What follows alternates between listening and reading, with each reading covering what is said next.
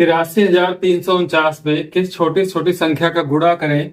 कि जो गुणनफल हो पूर्ण घन बन जाए और उसके बाद प्राप्त नई संख्या का घनमूल भी आपको ज्ञात करना है। तो यहाँ पर आप देखेंगे कि यदि आप 83,349 के गुणनखंड करते हैं तो यहाँ पर आप देखें कि इकाई का अंक 9 है जो कि विषम संख्या है, तो आप इसको 2 से विभाजित नहीं कर सकते। इसके लिए आप देखेंगे कि यदि इसको 3 से विभाजित करना है तो इसके अंकों का योग 3 से विभाज्य होना चाहिए, यानी कि 8 + 3 11, 3 14, 4 18 और 18 में जब आप 9 जोड़ेंगे तो 27 होगा जो कि 3 से विभाज्य होता है, इसलिए संख्या 3 से विभाज्य हो जाएगी। तो यहाँ पर आपको 3 से विभाज्य करना है इसको। तो यहाँ पर आप 3 दूना 6 लगाएंगे, 2 बचेगा, यहाँ पर 23 हो जाएगा, 3 सते 21, यहाँ पर पुनः 2 बचेगा, फिर 23 होगा, 3 सते 21,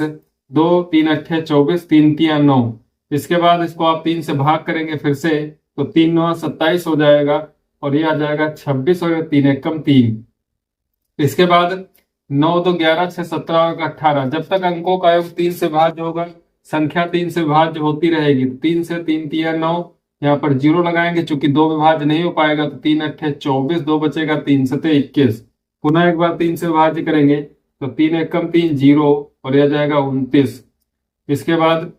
फिर 3 से विभाज्य करेंगे, 3 तिया 9, 1 बचेगा, 3 चौको 12, 3 तिया 9, यह आ गया 343 जो कि 7 का घन होता है। तो आप यहाँ पर 7 से भाग करेंगे तो 49 आएगा, पुनः 7 से भाग करेंगे तो 7 आएगा और एक बार फिर 7 से भाग करेंगे तो 7 एकम 7।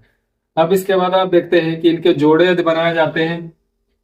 तो 83,349 यदि इसका घनमूल ज्ञात किया जाता है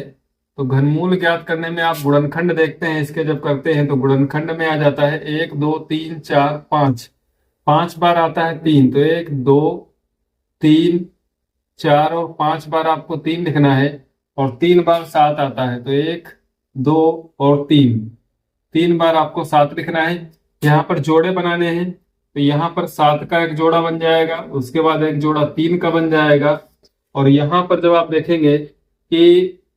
3 गुणे 3 शेष बचता है, तो यहाँ पर गुणा करने की बात कर रहा है। यदि भाग करने की बात करता तो 3 गुणे 3 यानी कि 9 एक्स्ट्रा था, तो इस 9 से भाग कर देते तो जो संख्या बचती वो पूर्ण घन बचती। लेकिन यहाँ पर गुणा करने की बात कर रहा है तो जिसकी कमी होगी, यहाँ पर आप देखें कि 3 जो है 2 बार है, यानी कि एक बार और यदि 3 हो जाता है इसके गुणनखंड में तो यह संख्या पूर्ण घन बन जाती, इसका जोड़ा कंप्लीट हो जाता। लेकिन यहाँ पर 2 बार है, एक बार 3 की कमी है, तो पहली चीज तो पूछता है किस संख्या से गुणा करें, तो यानी कि 1 3 से यहाँ गुणा करें। तो इसका जो उत्तर होगा तो वहां पे आप लिखना होगा कि जो पूछता है कि किस संख्या से गुणा करें तो उस संख्या की कमी है 3 की। इसके बाद ये कहता है कि प्राप्त नई संख्या का घनमूल ज्ञात करें, यानी कि ये जो संख्या आएगी 3 से गुणा करने के बाद तो उसका घनमूल आप ज्ञात करके बताएंगे। तो यहाँ पर आप देखते हैं